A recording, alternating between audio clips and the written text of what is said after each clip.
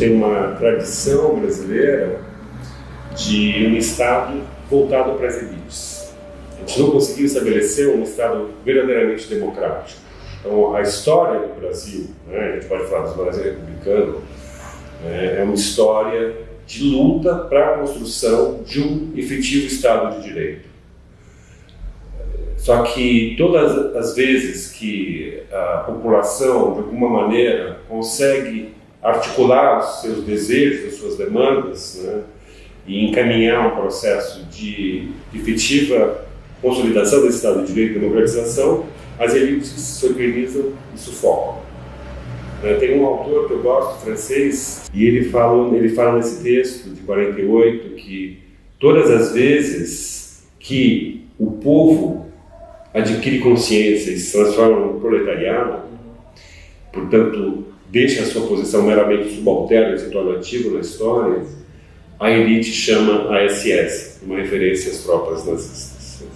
Então, isso, na história do Brasil, a gente consegue perceber isso de uma maneira muito clara. Todas as vezes que as demandas populares conseguem se articular e se estabelecer, então, um processo de efetiva construção do Estado de Direito, as elites chamam a SS, ou seja, vem um golpe militar, ou vem um golpe jurídico, vestido de um golpe, então, portanto, não seria um golpe, ou então conseguem articular, nesse último caso recente, a eleição de um candidato que é um factoide, uma pessoa que está aí na política há quase 30 anos sem fazer nada, de repente se torna um messias, salvador da pátria. A construção dessa luta, pelo Estado de Direito e pela democracia, ela se dá a partir da consciência da história da luta.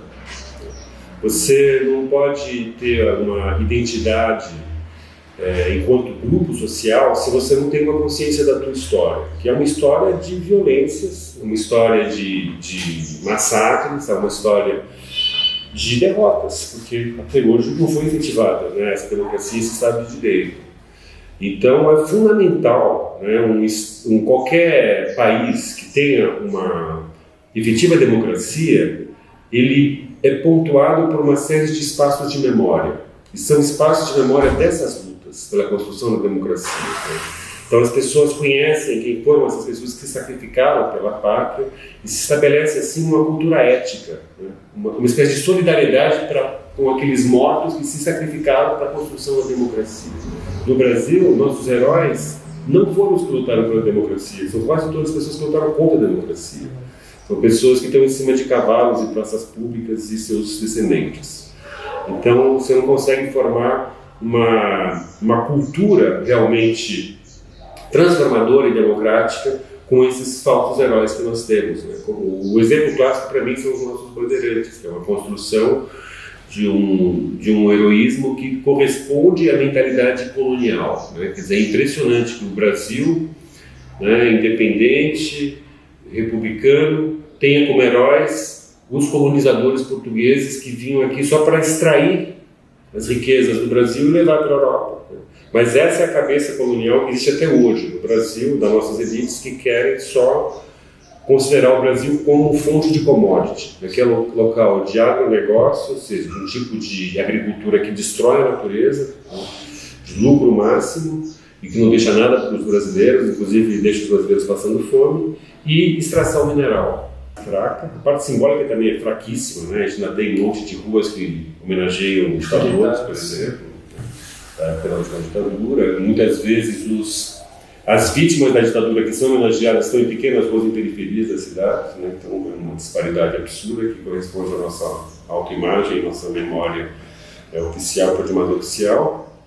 Mas a parte do bloqueio jurídico que é fundamental no Brasil, O fato de até hoje nenhum torturador ter sido julgado e condenado por que fez. Então isso se naturaliza a violência e a violência continua. Em 85 acaba a ditadura, as torturas aconteciam com relação aos grupos que lutavam contra a ditadura, pela democracia, pela mudança da estrutura social no Brasil, e essa tortura continua, só vai se direcionar aos pobres, às periferias, e está aí até hoje. É conhecido que a nossa Constituição é uma das melhores do mundo. essa história de Constituição Cidadã. Minha esposa mesmo é uma advogada, ela dá aula sobre essas questões e ela reconhece um valor enorme nessa Constituição, que é fruto de uma luta também contra a ditadura. Ela foi feita no momento em que se sentiu a necessidade de se estabelecer bases jurídicas para impedir, né, a volta da ditadura. Portanto, ela é muito boa. Agora, como toda a Constituição, ela é um papel, né? Ela está ali como uma espécie de ideal. Se a gente fosse realizar, concretizar tudo que está na Constituição, o Brasil seria um outro país, né? Então, a gente tem que lutar para a concretização dessa Constituição e não para desconstruí-la como alguns políticos querem, né?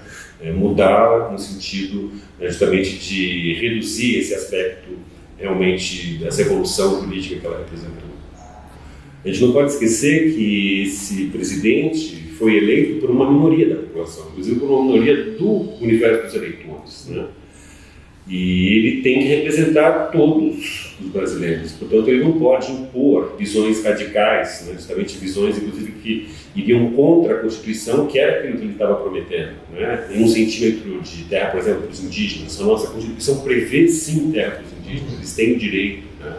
E desde o dia das eleições, já aconteceram vários ataques a grupos indígenas, inclusive com tiros de bala de verdade, tiros de bala de borracha, tentativa de se incendiar escolas indígenas, isso só em 2 dias. Quer dizer, além do risco, né, de se estabelecer, de estar estabelecendo políticas que vão contra a Constituição, existe o perigo da autorização tácita que vem por essas, né, falas agressivas, temos que matar a oposição, temos que matar os petistas, etc., né? Além de todas as falas misóginas, racistas, é como se isso estivesse autorizando, né, os que se consideram seguidores desse político a pegarem armas e realizar aquilo que ele está falando, né? Nos estudos de genocídio, que eu trabalho bastante com isso, é uma coisa muito conhecida que todo genocídio começa pelas falas. Começa por políticos falando, vamos matar tal grupo. Seus seguidores começam a falar e seus seguidores começam a fazer. Até que finalmente o Estado assume, né, essa efetivação dessa promessa de destruição, de genocídio. Então o que a gente está vivendo é gravíssimo. É realmente gravíssimo. Estudiosos de genocídio da Europa, de outros países, estão falando isso. Olha, vocês têm que tomar cuidado.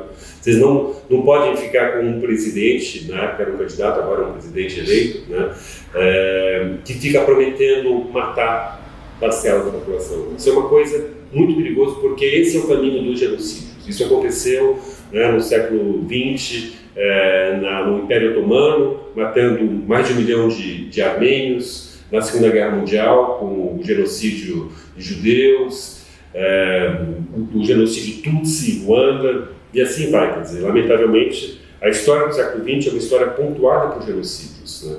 E se tornou quase como uma prática quase que automática desses regimes totalitários. Eles elegem vítimas para construir a nação a partir desse ritual, né, sacrificial, né, de uma parcela da população que se decreta que elas são matáveis. Esses aí são os matáveis, eles devem ser extintos. Então, é uma situação extremamente preocupante. A gente tem que estar muito organizado. Nós, acadêmicos, temos que constituir redes de proteção, de denúncia a qualquer tentativa de cercear nossa liberdade de expressão, de pensamento, né? Eu já ouvi colegas falando que estão com medo de dar aula sobre certos temas, estão retirando cartazes das suas salas. Então, eu acho que a gente não tem que se submeter logo de cara. Eu acho que a gente tem que lutar. Você não pode já de cara dizer, bom, perdemos, agora é isso, não podemos mais falar certas coisas. Não, acho que a gente tem que continuar pensando de uma maneira livre e lutar pela nossa liberdade, antes de mais nada, né? Tem uma questão fundamental, que é a divisão da riqueza no Brasil, que é uma das piores do mundo, né? O projeto econômico desse governo é um projeto que visa piorar isso, né? Quer dizer, radicalizar essa divisão de classe, deixar os ricos mais ricos, né? Inclusive em termos de impostos, né? Vai aumentar os impostos para a classe média e para os mais pobres e diminuir o imposto das pessoas mais ricas, né? Uma coisa absolutamente equivocada inclusive do ponto de vista de conservador, de economistas de direita. Eles falam isso é um absurdo, né? Isso vai quebrar o país, né? Vai deixar o país ainda mais paupérrimo, aumentar os problemas sociais e as tensões sociais também, né? Então isso também é extremamente preocupante, né? Quase toda a pauta desse candidato é muito perniciosa para o Brasil, para a democracia brasileira, né? E para o nosso futuro. Portanto, a gente tem que lutar, se empenhar, para que daqui a 4 anos a gente consiga emplacar um outro candidato melhor que esse, que não se reeleja.